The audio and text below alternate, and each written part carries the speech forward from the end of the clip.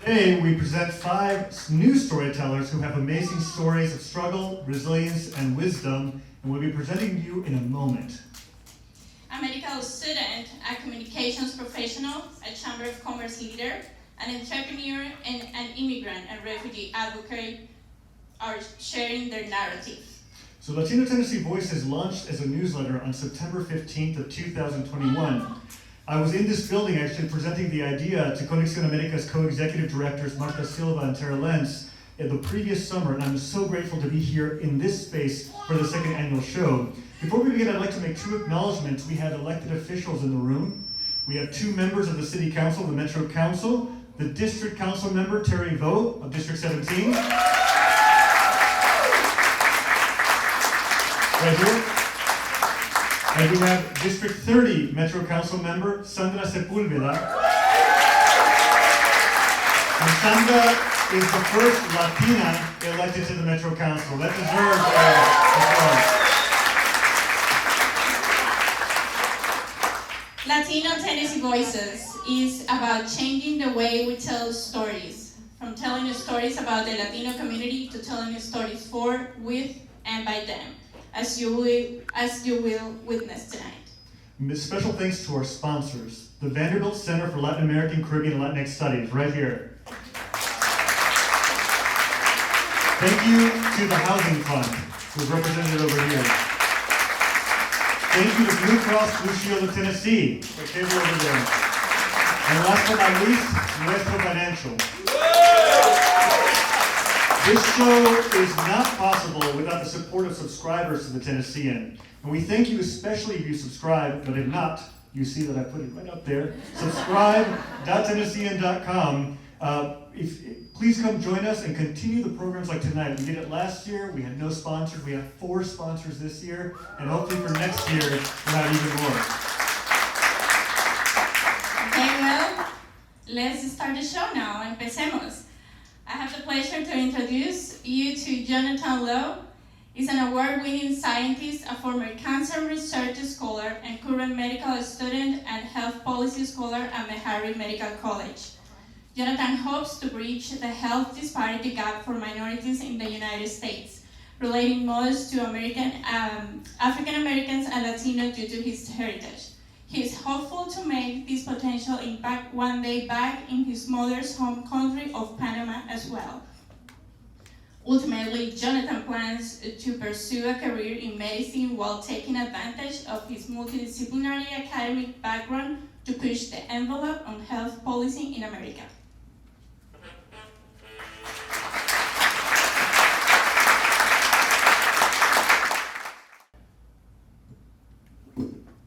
Thank you so much. Thank you for that introduction. Good evening, everyone. First, I'd like to say thank you to David and the Tennessean just for the invitation to ask me to come share my story this evening, and also to everybody who was able to make it out here this evening as well. Just feel so honored and excited to be here, especially to be among such accomplished individuals like Senora Eva, Senora Garcia, Jessica, and Luis. Definitely looking forward to hearing your guys' stories tonight as well. So for those who don't know me, my name is Jonathan Lowe. I'm a first-generation college student, first-generation master's student, first-generation doctoral student. I was the first Black recipient of my degree, biochemistry, at my alma mater of Anderson University, which is in the upstate of South Carolina. And I'm currently an entrepreneur and the CEO of Central Health Solutions. Central Health Solutions is a health tech startup I co-founded last year with a former colleague and a fellow first-generation immigrant of Vietnamese descent, Tony Vu. We started the company after placing first among our cohort at a consulting competition offering consulting services for companies based out of Jerusalem, Israel, as a capstone project for our MBA program. With Centro, we aim to do our best to bring cultural competency to the forefront of healthcare and succeed where other electronic health record systems fail. But to start out, we are near the end of the development of a closed-loop referral system as our proof of concept model. And additionally, as Senora said, I'm a second-year medical student at Meharry Medical College. As a child, I understood early on the sacrifices my mother made for me and my brother. My mother is an immigrant from Panama, and now she's a U.S. citizen. She left Panama a few years after Operation Just Cause, when H.W. Bush invaded Panama to stop the oppressive reign of the dictator, Manuel Noriega. The thing that stood out to me the most about my mother throughout the years was the relationship we developed. I remember her trying her best to help me with my homework and projects, knowing very little at times concerning the subjects that I was studying. And although she could not help me as much as she would have liked to, she is a huge reason why I'm such a nerd. Her lack of understanding of American academic language was made up by her creativity and imagination. She's also an amazing artist, but I know she won't admit that to you guys. The gene obviously skipped me because I'm almost a doctor and I still resort to drawing stick figures when I draw people. But because of this, we would watch series after series of shows like Star Trek, Transformers, Star Wars, and we still do to this day, even when we have free time. And I know she tried her best. She always tried her best. And if her best was not enough, she paid for somebody else to try their best. And 25 years later, I found myself helping her as much as I could while being enrolled still full-time in school. And just a couple of years ago, she obtained her bachelor's degree with the highest honor, summa cum laude, in Spanish from Oregon University.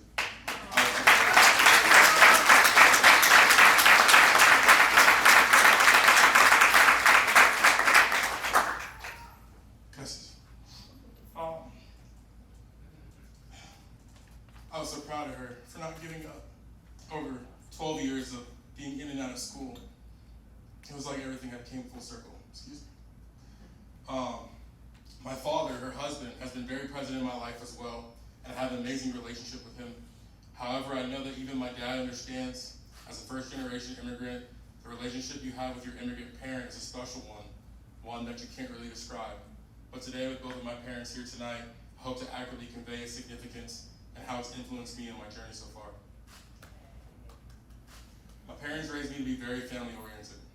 Unfortunately, my father was diagnosed with multiple myeloma, cardiovascular disease, and kidney disease during my sophomore year of college. He has gone through years of chemo, dialysis, and coronary bypass procedures, and through it all, along with my mother, he has continued to support me through college, my gap years, and my master's programs. And now, after getting accepted on my third attempt to applying to medical school and taking the medical college admissions test 4 times, they're still supporting me. And when I started medical school, it hit me. This is where the real work begins. The work I'm putting in today by being here and talking to all of you to share my story. A story of hope, a story of resilience, and a story of persistence. Because while persistence will keep you going when the going gets tough, resilience will help you get back up when you are knocked off course.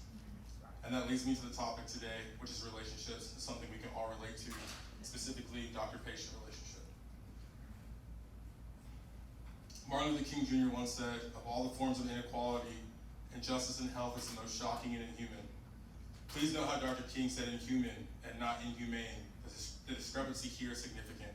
The word inhumane suggests a lack of compassion for human suffering or pain, while inhuman is more extreme, pointing to the cruelty of the action being so evil, it should not even be within the limits of our humanity to be able to act upon. My mother, a Panamanian woman of African descent, came to this country with less than $20 to her name. She met my father in Newport News, Virginia, and they eventually ended up getting married shortly after, and they're still married to this day. Newport News at this time was designated as one of the most severely medically underserved areas in America, and although my father had TRICARE for life from his 20+ years of service to this country in the Navy, my mother, a black woman, faced medical complications and health disparities that people of color, especially people of color of Latino origins, frequently experience in this country. As an Afro-Latino, the commonplace mistrust I have for the healthcare system started with my mother, as I experienced many of her stories that she can share with you here tonight regarding her health and the multiple physicians she has seen over the course of her lifetime. From getting offered opioids as a first-line medication for non-severe pain as a teenager, to being selected against as a potential medical student, our system has failed me at every level, educationally and in practice. It was during this time when the spark ignited inside me to pursue the dream of becoming a doctor. My mother is the farthest thing from a biased or racist person. So when I tell you that we avoided certain healthcare providers who just also were Caucasian and resorted to at-home remedies when I got sick or hurt, which, if I may add, worked tremendously, by the way. Thank you, Mom. I learned later on in life that it was not because of their skin color, but because of ours. I started going to the doctor with my mom because, like her, I began not to trust the system. As I got older, I realized discrepancies in our visits to the doctor. The lack of the doctor's elaboration with my mother regarding her health and treatments in the doctor's office was apparent to the point that I had to ask questions for her that she would have never have thought to ask. And now, as a second-year medical student at Meharry Medical College, I I've come to learn that trust is one of, if not the most important thing in a doctor-patient relationship. In many situations, you hold someone's life or their loved one's lives in your hands, and that is a privilege that people who look like me and you have not benefited from as much as those who do not look like us. Unfortunately, just like in healthcare, this happens in the Latino community as well. I've been chastised and bullied more times than I can remember as a child, even as an adult, for speaking Spanish or being proud of my heritage as a child growing up, by Americans and Latinos alike. You don't sound Hispanic. You don't look Hispanic. Your Spanish is bad. You're not really black, you're Spanish. Or you're not really Spanish, you're just black. Today I let people know that slaves actually arrived south of the border of the USA, in my case, my mother's home country of Panama, over a century before arriving in the first colony in the state of Virginia. But I've grown to not be ashamed of my Latino roots, even though I'm not white passing. Rather, I'm inspired by both sides of my family, because it's only by the sacrifice of my ancestors on both sides of my family that I'm able to stand here today and express these things to you all, living my ancestors' wildest dreams. To close, I would like to share that just after 1 year of living in Nashville, I have been able to create and develop relationships with people who have provided me the opportunity to make an impact that hopefully is felt by everyone in this room and outside of this room. This past summer, I interned at Clinical Research Associates, a biopharma company in the heart of Nashville, Tennessee. Through this internship, I was able to establish relationships with many other healthcare-focused companies and executives through Dr. Michael Caldwell, the former public health director of the city of Nashville, and Will Krugman, the director of marketing at Clinical Research Associates. As a health policy scholar at Meharry, I have a keen interest in clinical trials, but this question begs more attention in the healthcare space. Why are there no federal regulations mandating the inclusion of black and brown individuals in clinical trials for potentially life-saving therapies? Because I see many educational institutions and companies focusing on cultural competency, yet we as a minoritized people, Latino, black, and everything in between, have developed a trauma bond with America because our government lacks a spine to enforce culturally competent, anti-racist healthcare laws for the people who built the country that they now run. And this trauma bond has exacerbated the symptoms of an already flawed system through various manifestations, which include language barriers and cultural competency, and a lack of cultural competency that have led to miscomprehension and unfavorable health outcomes in and out of the examination rooms and experimental studies. A classmate of mine and a veteran of this country gave a perfect example of healthcare and just about every system that has been established in this country. Every system is built with something or someone in mind. For example, you have the lungs and the thoracic cavity, and you have your stomach and the abdominal. But if you put air in the stomach, or if you put food in the lungs, both will try to expel it. It's the same thing in healthcare. The healthcare system was not created for people who speak Spanish or look like you and me. We should not have to assimilate to a system that didn't even have us in mind in the first place. Healthcare is a profit-driven in this country. That is why the people who look like you and me suffer the most. The government and its subsidiaries only care about costs. As an Afro-Latino, I believe the people who built this country's economy and continue to stimulate it deserve more, since we have been the ones who have to pay the highest cost with no benefit at all. The goals of my career include not just trying to change how things are, but also playing a part in the abolishment of a racist, unaccommodating system that still exists to this day. Currently, I'm trying to lift as I climb by co-founding my health tech startup last year, as well as creating a nonprofit organization alongside Will Krugman and a few classmates of mine at Meharry that aims to help provide opportunities to BIPOC students of any gender in the field of healthcare, while aiding and cultivating relationships with organizations whose missions align with ours. Finally, I'm also pursuing change by involving myself in initiatives at Meharry Medical College, like the creation of the National Center for Clinical Trial Diversity. We desire for this to be a center that can be a beacon of hope for people of color and people whose first language isn't English in the United States who wish to contribute to the future of healthcare, and an opportunity for biopharma companies to join a national collaboration that can begin to right the wrongs that have been committed to our ancestors in this money-hungry industry. Nothing changes if nothing changes, and I encourage you all to keep speaking that change and living that change, because our lives and our children's lives depend on it. Thank you.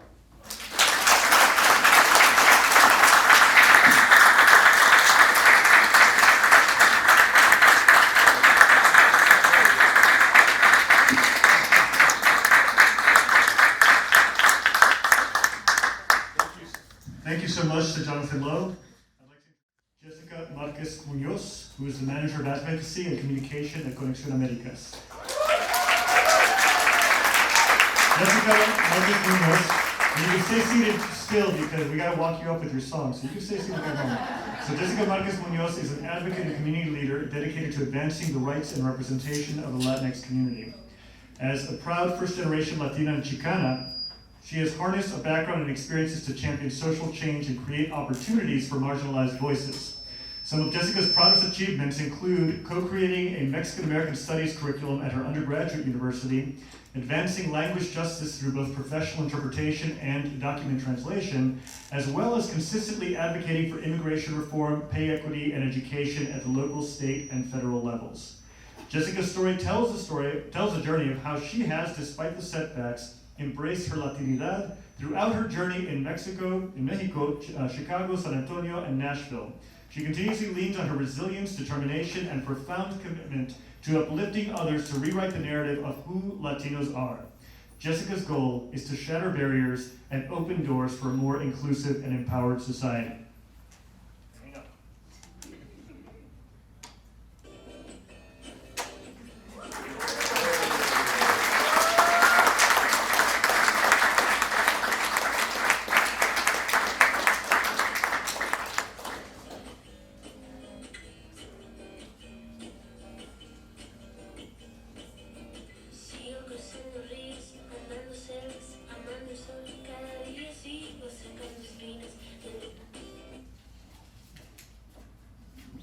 I'm a little short, so I'm gonna take the mic. Thank you, David. Thank you, Diana, the Tennessean, and all the wonderful sponsors that are here today.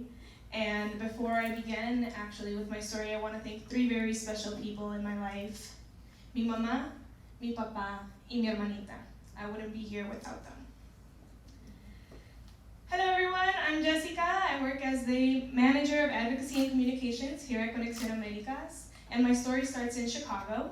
I was born in Chicago, and we kind of moved around a bit. So I went Chicago, Mexico, Chicago.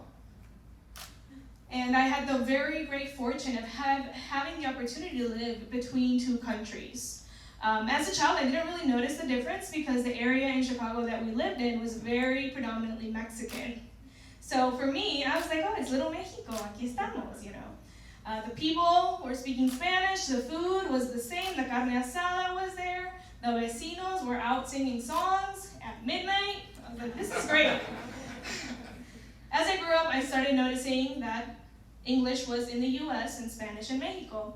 And as an oldest daughter of a family of immigrants, I was the interpreter for my mom. And one day my mom pulled me to the side and she said, Mija, if you ever see somebody who needs help communicating, or they don't understand what is being told to them, you go there and you help them. And to this day, I live with those words. So I was happy little Jessica in Cicero, dancing, and then in 8th grade, we moved to the suburbs. That was the first time that I ever felt like a fish out of water, like I didn't belong with other people, like I was the weird one. Like, why is your hair like that? Why do you speak like that? And thinking back on it now, I realize a lot of these things were microaggressions, but that term wasn't around back then, or if it was, I didn't know it. So the main one that comes to mind was one that, well, in the 90s, everybody was called Jessica, so they had to differentiate between us. And so I became Mexican Jessica. Senior year comes along and I'm getting ready. I'm the first person in my family to go to the university. I'm like, oh my God, this is gonna be great. I'm gonna move out, I'm gonna go to school, I'm gonna get a degree, everything's gonna be amazing. And my school counselor pulls me into the office and he says, Jessica, I think you should go to a community college. And I said, okay. Yeah, this man knows what he's talking about. He's my counselor. Why? He said, well, you're not 100% sure you want to go to school for psychology, so just go to a community college. Another counselor would have told me, hey, you know, you can change your major. That's okay. You can go undeclared. Another counselor would have thought, wow, you know, this girl has a great GPA, great ACT score. She has 2 conferences under her belt in high school, and she should probably go to a university. That wasn't the case, and I didn't think, oh, this man doesn't know what he's talking about because he was there to guide me. So I went ahead and I enrolled in community college. And I was going to school, and I was going to work. And then on my 19th birthday, my life took a turn. I was riding passenger on an ATV that was being driven by the man that I was dating at the time. This man was upset that we had to leave his family gathering, and he began driving recklessly. The recklessness of his driving caused him to lose control, and he jumped off, but I didn't because I didn't know what was happening. So he was fine. But that wasn't my case. My clavicle snapped in half. My jaw broke off. Part of it went into my ear and shattered it. I had fractures along the back of my neck and along my back. And he left me there. Fortunately, I was able to get aid, and I had some wonderful physicians and the wonderful support of my family that helped me get through it. And a lot of people ask me, oh my God, that must have been so painful, like the pain, the surgeries, the screws, the eating out of a straw, and that is not what I remember the most. What really stands out to me about my recovery is the fact that I couldn't go into the sun for a full year. You see, my wounds and my injuries were so severe that exposure to sunlight would exponentially increase my likelihood to get skin cancer. So my mommy went and bought new curtains, and she would yell at me every time I get near the window. She'd be like, Mija, no. Every time I had to go to the doctor, I'd get a blanket covering me. And for a full year, I didn't see the sun. And that was so sad. But like I said, I made a full recovery. And I went back to college and I got my associates and I said, oh my God, I'm on top of the world. This is it. Well, I turned 26 and I was like, no, that's not right. I'm gonna go back to school and I'm gonna get my degree in psychology. So I packed my bags, I packed my car, and I moved to San Antonio, Texas. And I stepped into a whole new world that I forgot I left behind. And I was eating, living, breathing my cultura, the música, the salsa, the carne asada on the grill. Oh, it was so beautiful. And I did. I graduated with a bachelor's in psychology from St. Mary's University. Thank you.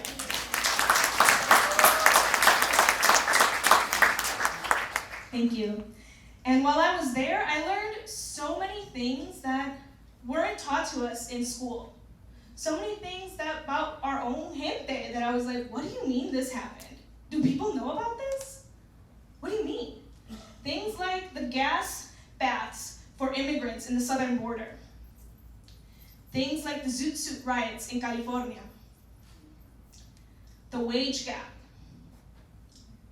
Things like the hidden hysterectomies and the secret sterilizations of our women that continue to happen to this day. And I started talking to my classmates and I said, hey, did you know about this? I said, no. Do you want to know more about this? Yeah, I want to know more about this. I said, okay, cool. I got a meeting with my director of psychology. I want to go talk to him. So I'm sitting in this meeting. I was like, hey, Dr. Sperling, why don't we have a Mexican American Studies program or a Chicano Studies program? And I remember to this day, he looked me in the eyes and he said, Jessica, it's because you haven't asked for one. Well, I like a challenge. And I looked him back in the eyes and I said, okay, watch me. And I did. I gathered student signatures, I met with professors, we went to the dean, the pandemic happened. But I didn't give up. Zoom existed, so I went on Zoom. And now, ladies and gentlemen, St. Mary's University has a curriculum for Mexican American Studies, or as I call it, MAS.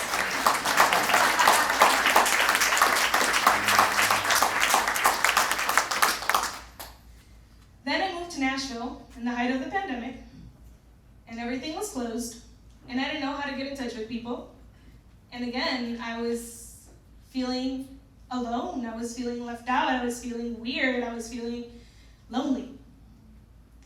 And it was at the end of 2020 when I was able to connect with the Latinx community here in South Nashville. I started joining the fight against wage theft. I interpreted everything from workers' compensation cases to marches like the Women's March, like the Bands Off Our Body March, conferences, etc., you name it. And if you were to ask me,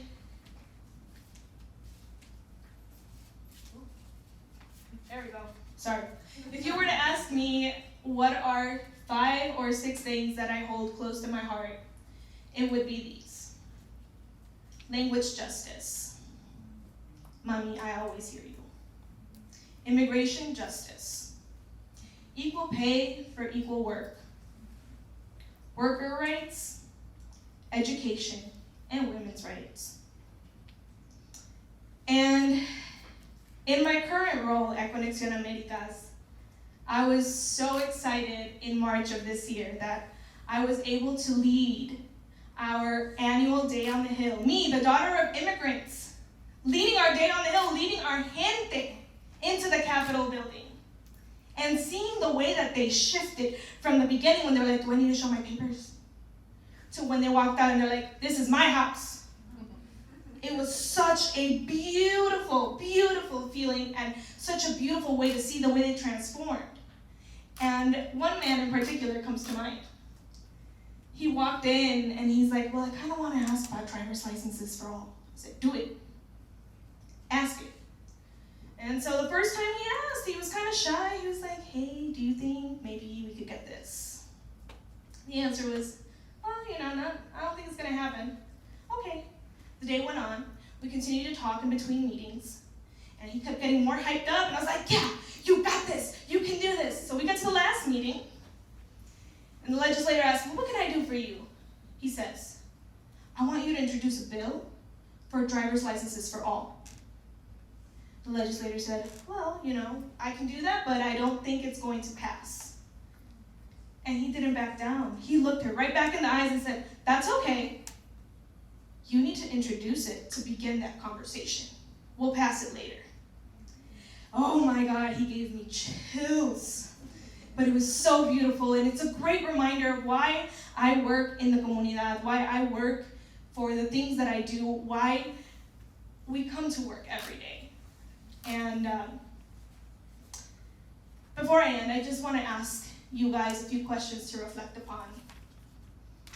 How do you live your cultura? How do you share it with others? How do you keep it alive when everything around you keeps asking you to put it away? And if none of these questions were related to you, I want you to ask yourself, how do you welcome people into your space? Thank you.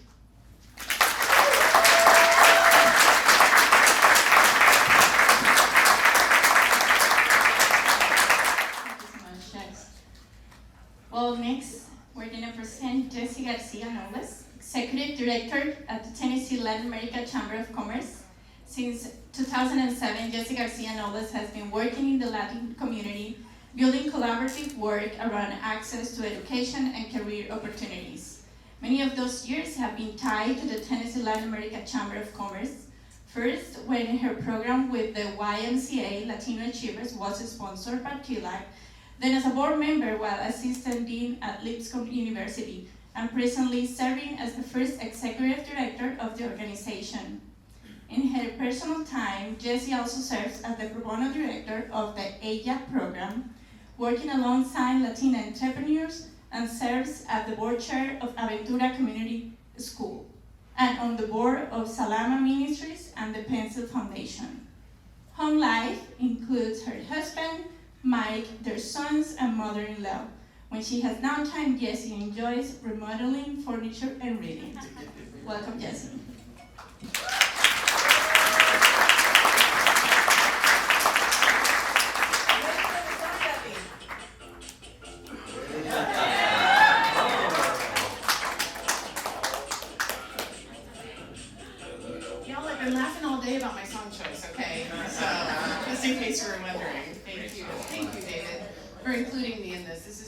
special experience. And I really, sponsors really, I work for nonprofits, so excuse me for a second, but I love your sponsors because they're the pinnacle of a good life.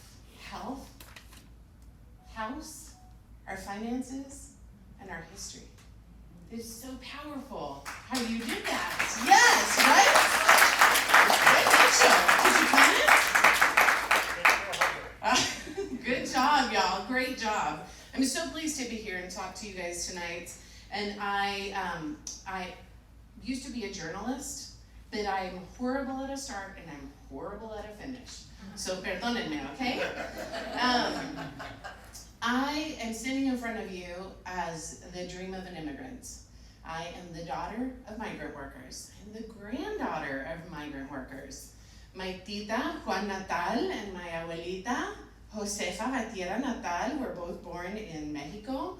And they traveled all over, fueron de Mexico to Texas to Arizona. And so my grandmother was like, dude, stop. Our family needs roots. And so my grandmother lived until she passed away in 2010, in the house that my grandfather built out of cinder block with his teenage sons and teenage daughters. And I'm so proud that that is my home base. But I really want you guys to picture this. 13 teenagers, 2 adults, 1 bathroom. I mean, good going parents, right? So they did a great job. But my grandfather was a foreman at a farm, and so we had a hacienda in Mexico that he kind of stayed at when he was at work, and then we had the house in a border town called Somerton that is teeny tiny, and I was blown away when I met one person who knows where Somerton is in Tennessee. We found each other about 15 years ago, and we're like, Somerton, homie, soy de los Natales, man. So, yes, hi, I'm glad you're here. But my story starts with this. My grandmother's dream was that I would be a nun. My husband is sitting there going, really? For real? Yes, and I'm going to tell you how I achieved my grandmother's dream and still managed to have a husband and children. I had a very special childhood, and I didn't know until many years later that I was poor. My mom was a teenager when she had me. She wasn't married.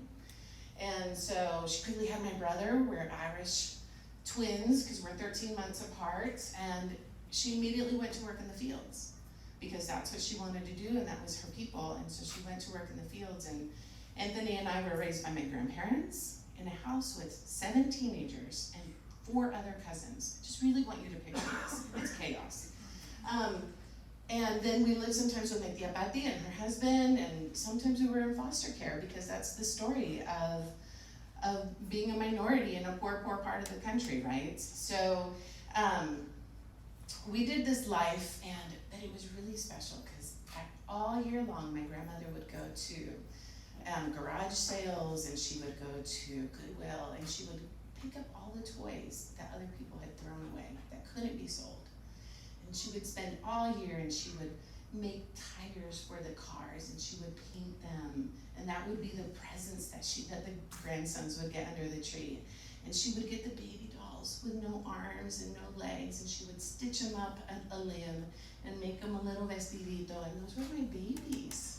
And that was so precious to me, right? And so we would go to midnight mass, and all of us would be in this.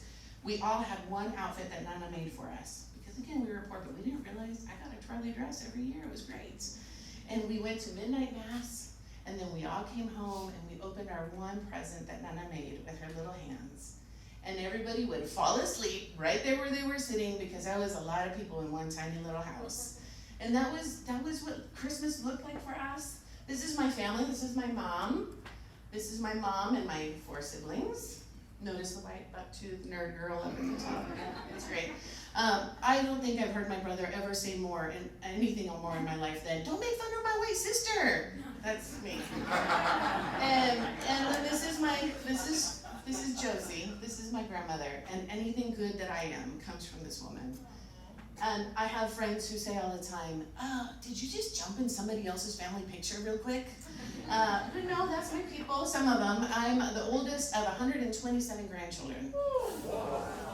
There's like 40 great-grands, just in case you were wondering.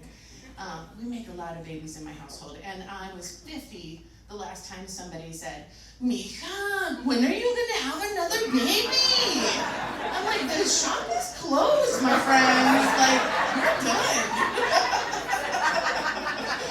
So, at some point, we were old enough to take care of ourselves. Anthony and I were 5 and 6 when we went to live with my mom 8 months out of the year.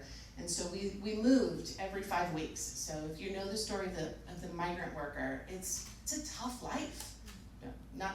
I never tell my story here because no one here gets the migrant story, but we moved every 5 weeks, and we had to start over in school. And so all my papers in school, the top of the paper, Jesse Garcia, migrant. I never realized I was being branded until I saw that many years later on my transcripts. And it wasn't until I got to 3rd grade. Because in the campus, you know, that's your community, because you're not with your family. So it was me and Rolante, my mom, her husband, and then when she started having babies, my sisters, and but in the campus, we had high school kids, and Marina was in high school. She was an AP student. She was this brilliant, brilliant girl, and she would let me read her books, because my choices were, I could go play in the dirt and the mud with my brother, or I could read a book, and homie turned into a nerd, okay? I'm proud of that fact. I read a lot, and in 3rd grade, Mrs. Hoffman saw a test, and she was like, Jessie, what books do you read? Oh, well, right now I'm reading microbiology, and it's really interesting. And she's like, okay. And they got me tested, and I qualified for GATE. And there are 2 stamps that don't go on a program, migrants and GATE. And they didn't know how to treat me, so I stayed a migrant. But I was a nerd migrant, right? So I did fine. And then my mom had my sisters, and so my sisters were living in Mexico sometimes, and with my grandparents sometimes, and then with us. And so I became the second mom, the primary caregiver, right? My mom worked 16 hours a day, 6 days a week. And so I cooked, I cleaned, I potty trained, I did homework with babies. And then in 6th grade, she was like, ya, pa nada, me duele la espalda, ya no lo voy a hacer. Her back started hurting, and she was done with working in the fields. And so I went from being a migrant kid to a welfare baby. And that was a whole shift, right? So we parked ourselves in Salinas, California, home of John Steinbeck, in case you were wondering. My husband is literally my longest standing friend. He's the only person outside of my family who has known me the longest, and I met him in 6th grade. We've only been married 10 years. He's cute, that's handsome Mike. So there we are, welfare babies. And my mom comes home fat, 7th grade. And I'm like, why is she getting fat again? She had another baby, okay? And so she comes home from the hospital 3 days later, and there's my baby Anna. And there is the baby doll that I loved. And that was my baby, and Anita, this is Anita right here. Oh, don't you just want to kiss those cheeks? And she was my doll. And so, but after that, my mom started leaving for a week, 2, 3 at a time, and there I was, 8th grade self, having to take care of 6th grade troublemaker, because my brother has a lot of charisma. He's even smarter than I am, but you wouldn't know because he's got a lot of personality. And he was all kind of trouble. And then the girls, Pat, Rachel, and Anna, I was taking care of them. And so I started, at freshman year, I started missing school. I got to the end of freshman year, and they were like, you don't have enough credits to be avanzada to sophomore year. You have to take summer school. Summer school I can do. I've been doing that my whole life, right? So there we go. I do summer school, get myself back on track, and then sophomore year, mom is taking off again, and I'm being the mama, right? And so I'm left behind, and so you're looking at a high school dropout, which, if you heard my bio, I'm a college access advocate for a reason, because it changes lives. But I dropped out of high school, and so through a series of events, I went to live with foster parents, and my foster parent took me to school to enroll me, and the guidance counselor was like, you don't have enough credits to graduate with your class, so you're gonna have to graduate 2 years later than you'd anticipated. And I went home, because here I'm like, I have a gate stamp! I have a gate stamp, and I couldn't do it. And the next day, Mr. Makamoto called me, and he was a school guidance counselor, and he said, so I cracked open your books, and I paid attention to your tests. You're a smart girl. You can graduate in 2.5 years. And so he got special permission from the superintendent for me to go to school. So I did summer school, independent study, night school, and regular school. And I graduated high school in 2.5 years, right? Not shabby for a migrant stamp. So I get to my senior year, and I have a community of people who came around me. And they were like, there's more to you, Jessie. There's more to you. What do you want to do with your life? I'm gonna be a baby factory like my family. What are you talking about? I don't have goals for my life. I'm gonna be the first to graduate high school. I'm proud of that, right? And so they're like, no, Jessie, let us help you. And so my guidance counselor, my teacher, I was a newspaper editor my senior year at my school. I ran a community paper.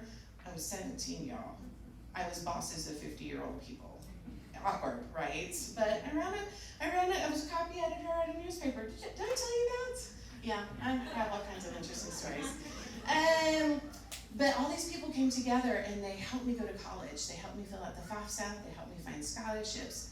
I didn't know how to answer half the questions on those things, but they helped me fill it out. I went to university, and I'm like, yes, I'm in university.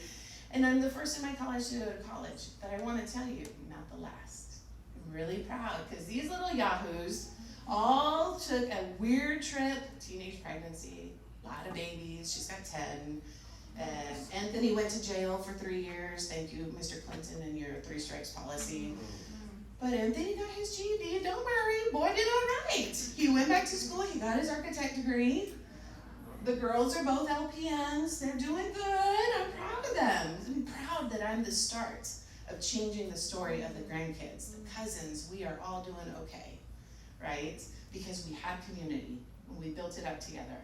And so, through a series of weird events, I ended up in Nashville, and went into sales immediately, because I can sell ice to an Eskimo. And I don't like sales, but I do good at it. And then I was working at an insurance agency, and this guy calls me, and he's like, hey, Jessie, that Garcia thing, does that mean you speak Spanish? Oh, yeah, Mr. Stan, I speak Spanish. And he was like, I have this guy that I want to work with, but no one will give him insurance. Can I send him to you? Por supuesto, mándamelo, okay, come on. So here comes this constructor's trade labor right into my office, and this is not a face that instills bilingual accuracy, right? And so he's like, ¿hablas español? No, por supuesto, señor, ¿cómo le puedo ayudar? And he's like, oh, she does, right? And we proceeded to have 3-hour conversation about insurance, how it works, why you need it, why Mr. Stan requires it. And he was like, oh, well, the other guy who offered me a quote over on another road that we all know, offered me something that was 5 times more expensive than what you're offering me. And I was like, Señor. And I went home and I was like, sir, what? Me and God, we're tight, right? And I'm like, Lord, what in the world is happening in Nashville? And why am I making money? And why are my people not getting the help that they need?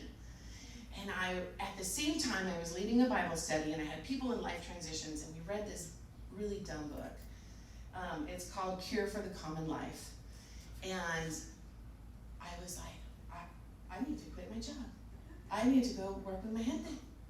And people were like, oh, for real? You're leaving your 6-figure salary to go work doing what? I don't know. And I got job offers all the time. The second I said it, they all dried up. Lord, open the doors that need to be opened and leave shut the doors that need to be shut. And don't say it if you don't mean it, because he does. And at that moment, I spent a month without a single job offer for the first time in my adult career. And I was like, okay. I can do this. I'm the primary breadwinner for my household. It was really awkward and scary. And then a couple weeks later, somebody called and said, so there's this job at the Y, working in this program called Latino Achievers. They want someone Hispanic. They can't find anyone. You want to go meet them? I'm like, vamos, okay. So I go to this job, get the offer on the job, on the spot. Yeah, I was making 6 figures. $12 an hour, part-time. Thank you, Lord, for your weird answers, right? So there I am, working at the Y, and one day, and we had about 100 people participating in the program, not very much, considering that our community at that point was very strong and robust. I think MNPS at that time had a count of about 11% Latino students in MNPS. So why did I only have 100 people in my program, right? And then one day a mom called me and she was like, Señora, I need to talk to you. Can I come to your office? And I was like, sí, aquí estoy, vamos, okay. And so she comes and she goes, some teacher at my daughter's school got her to apply for some university. Yo no sé dónde está esta Yale. Vamos, no me puedo ir a Yale. I can't go to Yale. Where is this Yale? And I'm looking at Sandra and I'm like, Yale, ¿qué? Señora, did your daughter get accepted to Yale University? Full ride scholarship, but we're not moving for university. She has to go to school here. And I was like, we need college access, advocacy work. Oh my gosh, we're changing the program. Within 6 months, I had 500 students at 9 high schools that we were talking to about going to college. And I had parents coming out of my ears. I literally gained 40 pounds because a Latino does not come to a thing sin algo en la mano, right? And there I am eating all the good foods and gaining all the weight and helping the babies go to university. And somewhere in there I convinced a local conservative Christian university it was a really good idea to give scholarships to undocumented students. Yeah. And so the program really expanded from there, went nuts. I partnered with this school and I was like, I can get 20 people there. I can get 20 people there who want to go to university. We had 75. And the admissions office was like, 75! And my boss was like, 75! So there we were, students everywhere who wanted help. But you know what? You know who really needed the help? Not the kids. Mom and dad did. They didn't know what was going on. They didn't know why we were asking them to spend thousands of dollars on a dream. And the parents who were undocumented are like, no, homie needs to get a job and help the family. And I had to convince beautiful, humble parents that part of the American dream needed to include that college to access if they wanted it. And so there we went. So I moved to the university. I was assistant dean of intercultural engagement at the local university. At one point, I was the highest ranking Latina in university here in Tennessee. Woohoo, right? I don't have my master's, so that was embarrassing. But my grandmother was dying, and so I went home, and she was like, mija, pues dime, ¿qué haces? What do you do? I don't know how to say in Spanish, assistant dean of intercultural engagement. And so I'm like, Nana, I help people in our community see value in the Latino community. I help people who don't know the Latinos understand our cultural ways and to respect what we bring to the table and give honor to our heritage. And I help kids realize their full potential. Oh, mija, you're a helper. Like a nun. Y'all, seriously, she wrote that in. So that's how I became a nun.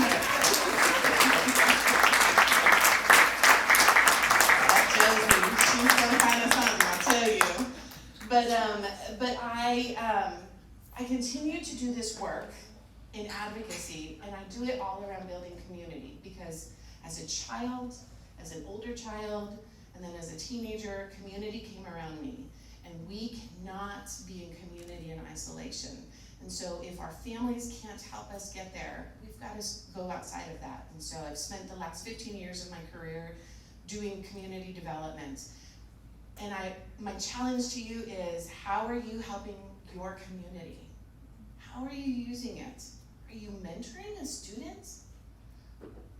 You don't have to be spectacular at anything. You just have to be engaged. I spent most of my university career with students in my office going, Miss Jessie, just tell me I can do it. Just tell me I can do it and I'll believe you. You can! I know, Jasmine's nodding her head because you remember, right? Just tell me I can do it. So please become a mentor, become a volunteer. I work with women who want to start a business in the United States and they need a mentor who's coming alongside them and going, hey, so here's the sand trap I fall into and let me keep you out of it. There are so many ways you can use your resources. Let me challenge you to use your skills, use your knowledge, use your experience, and help our community be bigger and better. And don't be a nun, but be a nun. Go be a helper. Thank you.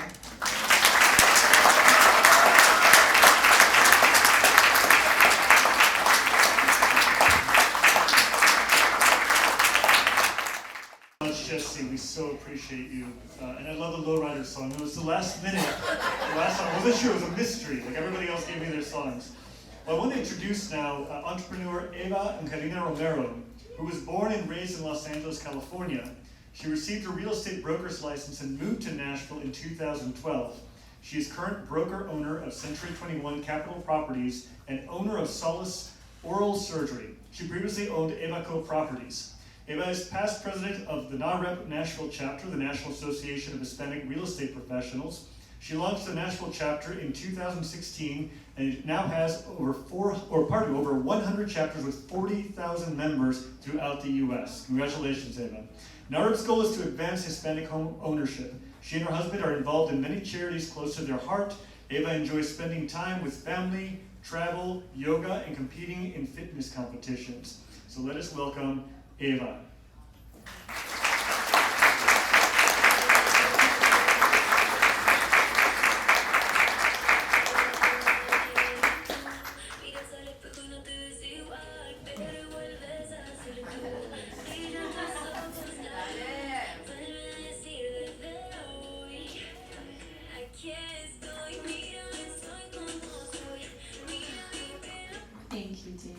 Thank you, David, I go back and forth with my sing. Thank you, everybody. It's such an honor to be here. My name is Angelina Romero. I'm so blessed to be here and an honor to share my story. Entrepreneur, mom, so many hats we wear as women. And I am, I really, let me see what's up here. I don't want to get sidetracked. I need my... It's so important for me to share my story because we all have one. And I can't say that was always the case. I wasn't very fond of sharing my story, especially when you reach a level of success. You're around so many successful people, and sometimes we tend to forget where we come from. But for me, there's so much power. And I'll tell you a little bit about my story, and I have a few pictures to keep me focused. So see that young girl over there? That's little Eva. I think I was in kindergarten then. But that says a lot about my history. When I see Eva, I see a lot of sadness in her eyes. I see a lot of confusion. Up there, you'll see my mom. She was only probably 17 and had 2 young girls. And I'll continue, but the first thing is I want to tell you a little bit about my history. Yes, I'm an LA girl, and no, I was not part of the big migration during COVID. I came here in 2013, born and raised in a small little, I'm a valley girl. Yes, I say like a lot, and I said a lot of things like that. And I do still say like, and you guys, that's a lot of things. Hey, you guys. Anyways, I grew up, that's where my mom landed. My mom came here from Mexico. She was from Guadalajara, Mexico, y mi papá de Colima.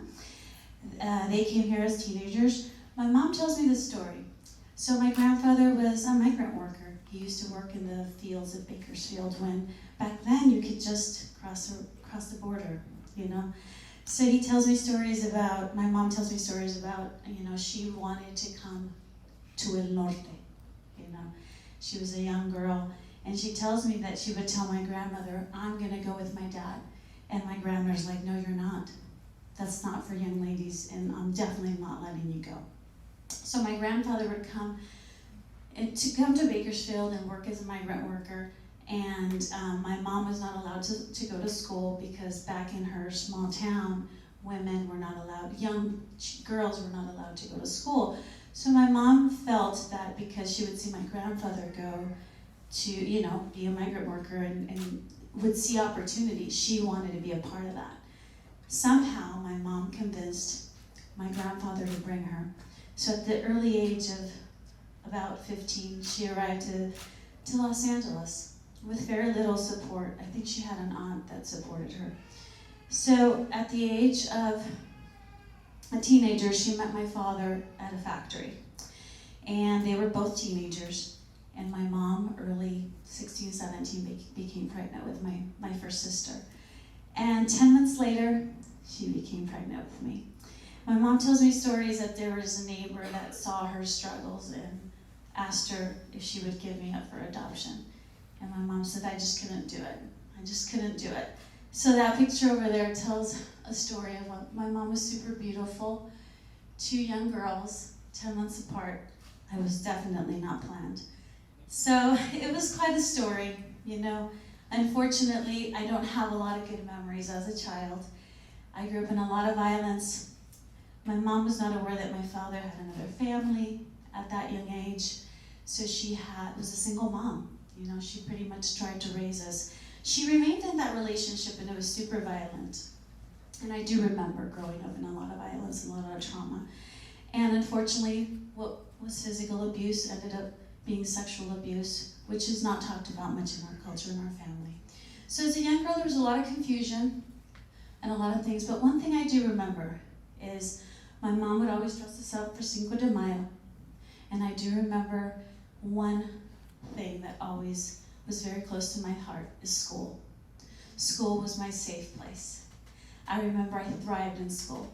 Since I was little, I remember my teachers, they took so much interest in me, and I loved and excelled in school. And even though I liked school, there were still a lot of challenges. And somehow my mom, because of all the things that we were going through, she thought it would be best to marry me off at the age of 13 and a half.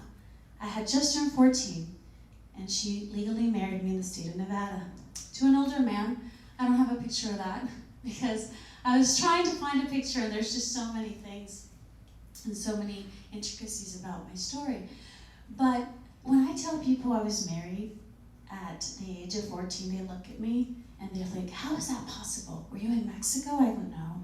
I was not in Mexico. I was born and raised here, and that was just what my mom thought was best for me. It was, the state of California did not allow me to get married without parental consent. It had to be after over 16 years old. So my mom found a way and found that in the state of Nevada, with parental consent, you could get married. So I was legally married. So think about this. I was in 8th grade. I was still allowed to go to school. And I remember sitting in just a table like this, classroom, doing some teamwork. And I remember getting a little note from a nice little cute little boy next to me and wanting to talk to me. And I remember looking at the note and I'm like, oh my gosh, I don't think I'm supposed to respond to this. I guess he wanted to talk or do something. You know how kids used to write these little notes. And I remember writing back and saying, I don't think I should talk to you. I'm married. And I remember his look on his face. Are you serious? Here, what? And then they started whispering, and then I felt weird, and then I felt awkward, and then I knew something was off. I didn't know what I didn't know. And this is what I tell people. When you grow up in a bubble, that's all you know, and you think it's okay. And that was my life. And even though, and that's when you start realizing, even growing up in a small little town, everybody around me, what we call barrio, and I look back at where I grew up, it's definitely not a barrio. It's a city in LA, but I felt like it was a little town. Everybody knew everybody was Mexican, everybody spoke Spanish. I didn't know anything else. So that's kind of how I grew up. And, it was incredible because I knew that something was off that you just don't know. What really was a highlight for me, this picture here. I had to drop out of school for obviously very reasons, just super awkward. I wasn't really allowed to go to school.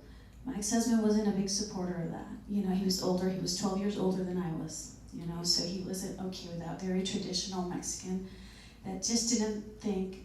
Then at the age of 16, my light changed, my world changed. I became pregnant with my daughter, Brianna, and that was it for me. Even though I had dropped out of school, I had to find a way, and I did.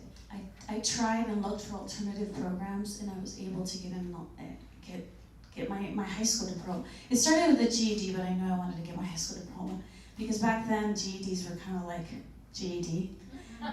You know what I mean? I don't know if you guys remember, but I was like, GED, no, I need a high school diploma. And I figured it out.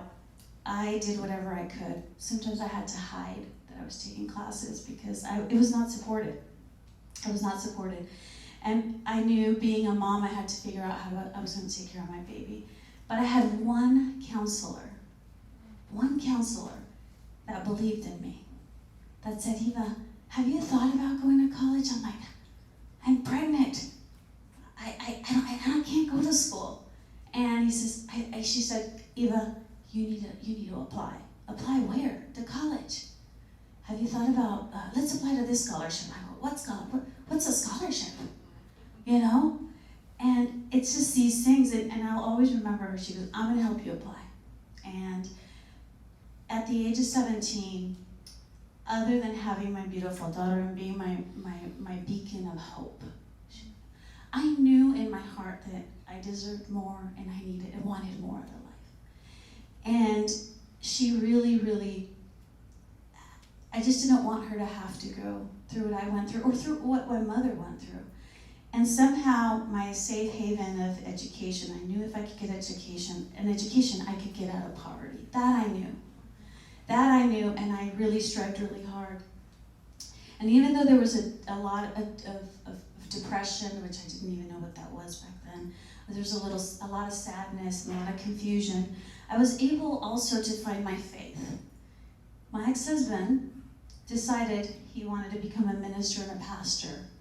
I was probably 18 at that time. And it wasn't just any church, it was a very legalistic religious church. So think about this. Really never had a voice, went into this faith, which was my anchor for a long time. But women also in this church didn't have a voice. I was told how to dress, I was told what to say. This was my life for 12 years. So there was really not much more for me, at least I thought. But once again, I listened to the voice in my heart and knew that there was more. So I knew that the marriage wasn't right for me, but in faith and that religion, divorce doesn't exist, so what do you do again? And imagine this, when I finally decided to leave that marriage, I was 27 years old. A 27-year-old that has never been outside the real world. Mom, church, and wife. Those were my titles. So at that age, I was super confused. And I did a lot of things that I wish I wouldn't have done because I felt like I needed to catch up and understand the world that was not my bubble. But one thing I will tell you is that I'm super thankful for the people that were there for me.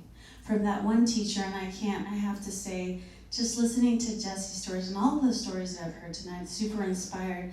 It's that one person that can really change the direction of some other life. And those angels, I call them angels. Those angels have been so empowering. And once again, I found another angel. After I had my daughter, I went ahead, I went through this major change at 27, lost in the world, the secular world we call it, right? Because now I'm not in a very legalistic church, but I'm still 27 and trying to understand the world around me. I was able to go to college, thank God I got that scholarship. It was like a calling, I got a scholarship.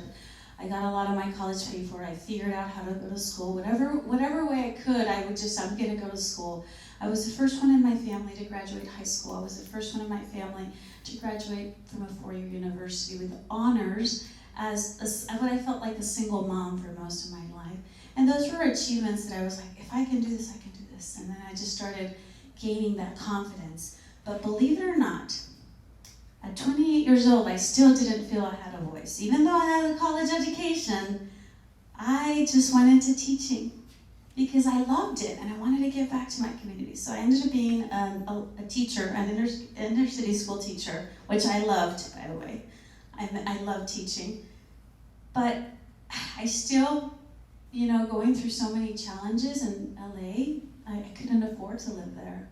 I was a single mom raising my daughter, and I just couldn't find ways to make ends meet. So, fast forward, how did I end up in real estate, and how did I end up, in being an entrepreneur? Once again, somebody came into my life and said, "You should be in sales," and I'm like, "Are you kidding me? Me in sales? I can't even look at you in the eye. How am I going to sell anything?" And he's like, "Eva, you're a teacher." "Yeah, but high school kids, they listen to me." And it was one of those conversations, and I said, "You need to come on my team. I'm going to help you to be the best salesman." I'm like, this guy is definitely not. Anyway, here I am today. It took me years of personal development and working on myself. But you know what? One thing I tell people is that I think the life-changing thing for me, and when I tell people, is like, it's not so much what happens to us that matters in life. It's how we'll react to it. When somebody told me that, I think I just saw the light. Because when you go through so much growing up, so much trauma, you are victimized. However, when you start seeing the power in your story, and you see yourself not as a victim, but as a survivor, that's a different narrative. It's different. So I am huge on being empowered and not victimized, because we all have a story. And now, I've gone into sales, and I know the power of, thankfully, it's real estate. I'm super passionate about real estate. When I moved to Nashville, I never had any leadership position. I was in sales, but no leadership position. Then a friend of mine, Mr. Gary Acosta, which is the co-founder of NAREP, which is the National Association of Hispanic Real Estate Professionals, says, "Eva, maybe you should consider opening a chapter for NAREP in Nashville." And I go, "Me? Are you serious? How am I gonna start this? Nobody knows me in Nashville. I'm starting my business, 2013. He said, "Eva, you can do it." And it was very challenging because nobody really knew who I was. I was just from LA and in business, nothing special, but he supported me. He believed in me. And a couple of people that are super passionate about home ownership and teaching generational wealth through real estate were like, "We gotta do this. We gotta share this with our people." And what the National Association, what NAREP does is really empower real estate professionals to help families gain home ownership and sustainability. And I love doing that. It was such an honor to serve as president, and now we have over 100 chapters throughout the United States, the largest Latino organization that does this and helps families gain home ownership. Well, I guess for me, it's like I'm super humbled because I never thought that was one of the leadership positions I gained, and God has blessed me with so many other things. In the last 11 years, I've been able to serve, and thankfully, people believed in me, and I don't see myself as a victim. I see myself as a survivor, and I feel such a deep responsibility to give and to serve. And Jesse mentioned mentors, and I'm such a big believer. Now I'm mentoring, and I enjoy it. And I really want to leave you with one thing, because I lost my train of thought on some things, but I've been very fortunate. And I know all of you here have a story to share to the world. We all have different gifts. We all have different backgrounds. And I encourage you never to be ashamed of that. And go out there and share your story, because somebody might need to hear it. And it might just be the perfect time, And I want to encourage you, never be ashamed of your story. We all have something to give to the world. Remember that. And thank you so much for listening.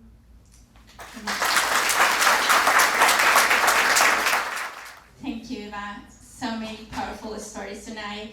And we're closing tonight con la voz de Luis Mata. Luis is a policy coordinator for Tennessee Immigrant and Refugee Rights Coalition and Tirk Votes. Originally from Guadalajara, Mexico, Luis and his mother immigrated to Tennessee 23 years ago. As a formerly undocumented immigrant, he has centered his work on building collective power towards a future that works for all of us. In his role as a policy coordinator with the Tennessee Immigrant and Refugee Rights Coalition, he helps build people and political power with directly impacted immigrants and refugees across the state to defend and advance our rights. Before joining the Tirk team, he worked at the Victims of Crime Legal Assistant at the Office of Immigrant Service in Knoxville, Tennessee, assisting survivors of criminal activities navigate the complex immigration system. Bienvenido, Luis.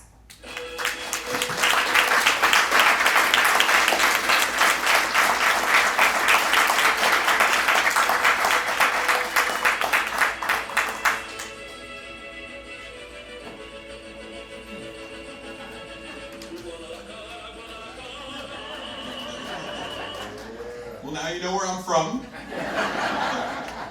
Good evening, everyone. My name is Luis Mata, and it is truly such an honor to be here with you all today and to be able to share this stage with such incredible storytellers. Thank you for letting me share a little bit about me and to give you all a small glimpse into my life. I'm now roughly the same age that my mother was when she made the hard and courageous decision that is so familiar to many of us, to leave everything that we know and love behind for the chance at an opportunity for a better life. It was my mother, myself, and my ex-stepfather, unusual way to refer to somebody, I know, but bear with me. We established our roots right here in Tennessee. My grandfather had started a restaurant here, and we moved here to run the business. Most of my childhood was spent sleeping on the restaurant booths, becoming friends with random people that I would walk up to, and oftentimes they were probably 30 or 40-year-old grown adults that I would just walk up and sit at their tables, as if we were best friends. And learning English from a Honduran family who were regulars at the restaurant that would babysit me while my mom worked day and night in order to make sure that I would never be denied any opportunity in life and that I had everything that I wanted. I'd either spend the summers at the restaurant or with my tita and my papi grande, grandma and grandpa, who would come visit every now and then. I'd watch novelas with my tita, and it never failed that during the commercial breaks on Univision, there would always be a segment highlighting a Hispanic individual doing extraordinary things for the community, called Orgullo Hispano. And she'd always say, ahí vas a estar un día, you'll be there one day. And this has always stuck with me. As I grew older, they didn't visit as often. My little brother and my little sister were born, so I quickly took on the role as the babysitter, as my mother did everything that she could to always make sure that we never missed one of our sporting events, that we were excelling in school, and that we always had food on the table, often going without it herself. Little did we know the pain that she was going through. One day she picked me up from practice when I noticed a bruise on her face, and I asked what happened. She didn't want to tell me because she didn't want to worry me, but I knew. This happened on multiple occasions, and I felt helpless. We didn't go to the police due to the fear of what would happen to us since we were undocumented. A story all too familiar with victims and survivors of domestic violence due to their immigration status. Around the same time, we became aware that my ex-stepfather had gone behind our backs and sold the restaurant and moved to Mexico, leaving my mom, my little brother, and my little sister and myself with nothing. But we had each other. My grandfather had actually purchased my mom a sewing machine a few months prior, and with no other option, she taught herself how to become a seamstress, making and selling children's clothes to provide for our entire family, in addition to cleaning houses. Also during this time, it was my senior year of high school. I had stayed after school to attend my third and final Tennessee Achieves meeting, where if you attended all three, you would qualify for free community college for your first 2 years. As I approached the registration table when I was told, that I was not on the list. The person said that it was due to the fact that I was ineligible to fill out my FAFSA. My what? I said. She said I had to contact the school's financial aid office because she didn't know how to help me. The very next day I drove to campus, and that's when I was faced with the reality of what it meant to live with DACA. While a privilege, it has never, nor will it ever be enough. DACA is essentially a 24-month subscription to the United States with no access to in-state tuition or federal financial aid. Although I had been accepted to the flagship university in Tennessee, I had to work 3 jobs day and night to be able to afford a single class at the out-of-state price at a community college. 3 times as much compared to in-state tuition. I did this for 3 years, while my classmates that I had grown up with were quickly approaching their senior year of college. I only had roughly 5 classes under my belt. During these trying times, it felt very easy to lose hope. Until I met a person named Claudia from Centro Hispano in Knoxville who took me under her wing and let me know that there were resources, programs, organizations for people like me and the thousands of others going through similar lived experiences. Later, I was invited to a community event where I heard a young man sharing his story. I'd never experienced that feeling before. I felt seen. I felt like I was not alone. I felt community. I made sure to come up to him after the event and tell him that I wanted to do exactly what he did and that I wanted to be just like him. This is when I learned that our stories are the most powerful tools that we have and that our stories have the power to change someone's life. One day I got a call from my immigration attorney about a process that we had started 15 years earlier. My ex-stepfather had become a green card holder through the restaurant business before he left, and he applied for me. My immigration attorney told me that my process had been approved. However, there was no mention of my mom's process. This is when we learned that he had only applied for me and had left my mother out. With guilt, but again with the recognition of my privilege, I went through the process of becoming a green card holder. This process involves me having to go back to Mexico for the first time in 17 years, taking a medical exam, getting my fingerprints taken, and having to prove my humanity to an immigration agent during an interview. I passed. The day I returned to the United States, I emailed the mayor of Knoxville, Mayor Rogero, and I said, I want to do something. I want to honor the sacrifices my mother has made. I want to repay the efforts of everyone that has invested in me.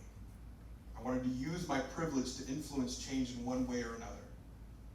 The mayor connected me to Patricia Robledo, who was a trailblazer for the Latino community in Knoxville and one of my greatest mentors. And she connected me with the Office of Immigrant Services, where I eventually worked assisting victims of crime, specifically survivors of domestic violence, obtain an immigration benefit. This work was personal to me. The more I worked on these cases, I began to realize that my mother met several of the eligibility requirements. So I went up to my bosses one day and I said, hey, Edith, Alessandra, what options are there, if any, for my mom? My mom became a green card holder last year after 23 years through the violence of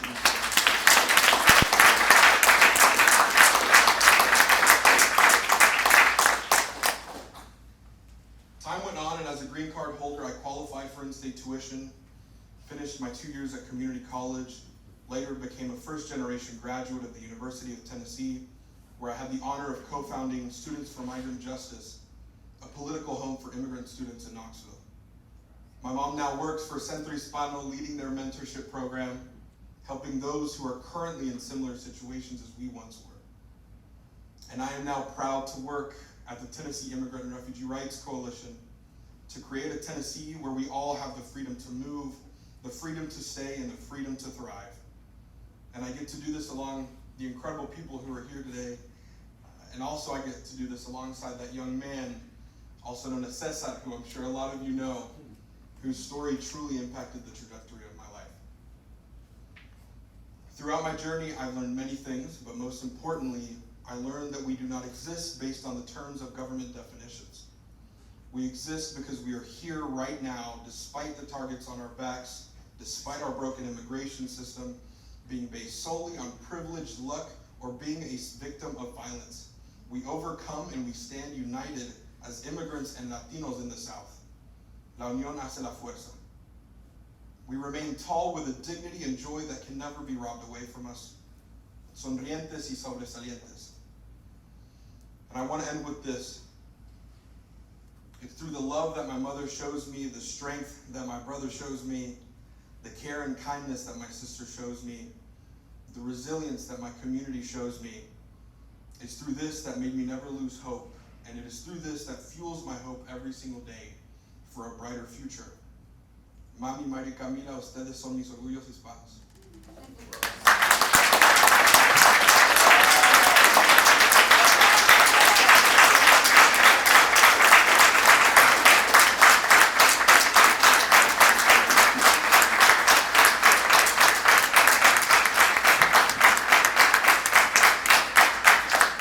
We have come to the conclusion of this program. Before she leaves, I want to give a big shout out to Carol Hudler, the former publisher of the Tennessean, who got our sponsors here, so thank you. She is a longtime mentor and friend to me, but let's give a big round of applause to all of our storytellers, Luis, and Eva, and Jesse, and Jessica, and Jonathan. I want to thank my amazing co-MC, Diana Perez, one of our storytellers who continues that. And remember, if you think of someone who might be a good candidate for storyteller for next year, we plan to do this again in October of 2024. So I hope you think about that. We want to thank Casa Azafran and Conexión Américas. I see Marta over there. Hello. Thank you so much. We want to thank our sponsors, Vanderbilt Center for Latin American, Caribbean, and Latinx Studies, the Housing Fund, Blue Cross Blue Shield of Tennessee, and Westville FinTech Financial. I'm very thankful to my colleagues who are here.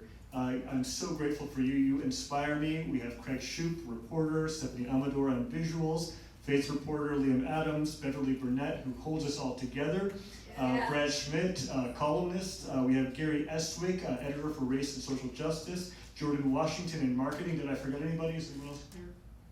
But because of them, your subscription makes it possible for us to continue doing this work. So again, I'm going to be a salesman. I am a salesman. So subscribe at Tennessean.com. Thank you to our original storytellers who are here. Again, Fabian, Judge Ana Escobar, Miguel Vega, Diana Perez. I hope you have a wonderful night and come back next year.